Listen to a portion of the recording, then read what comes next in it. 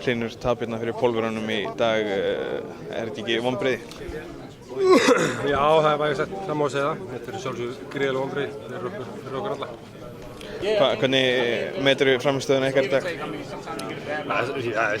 Hvernig met ég hana? Hún hlýtur að meta sem léleg. Hún fyrir utan fyrstu mínúturnar og kannski áhorfendur og Brynjar restina. Þá var allt annað held ég þar frekar slakt því miður. Þá náðu við fæstir að sýna okkar besta.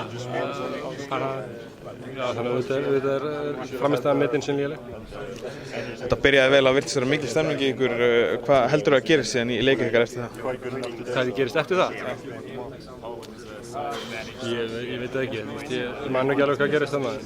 Þessi þeir ekki fengið eitthvað rönn og síðan bara einhvern veginn náðu við að geta búið okkur til almennilega færi. Ég veit ekki hvað gerist. Þetta var leikurinn sem var svona talað að væri mestur líkur á að myndu vinna fyrirfram.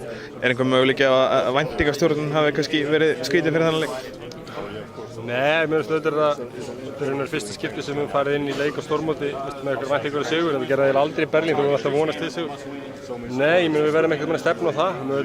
Það var spennufall og áfall og allt það í dag.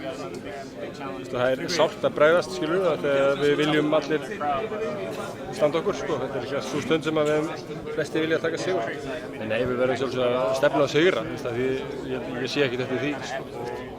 On to the next one, leikur á morgun. Er ekki bara auðveldara að spyrna sér eftir svona tap? Jú, ég er nokkuð sem við verum betra morgun. Ég veit ekki nú hvað við erum að spila, var ekki Frakkland? Nei, Slóvenía.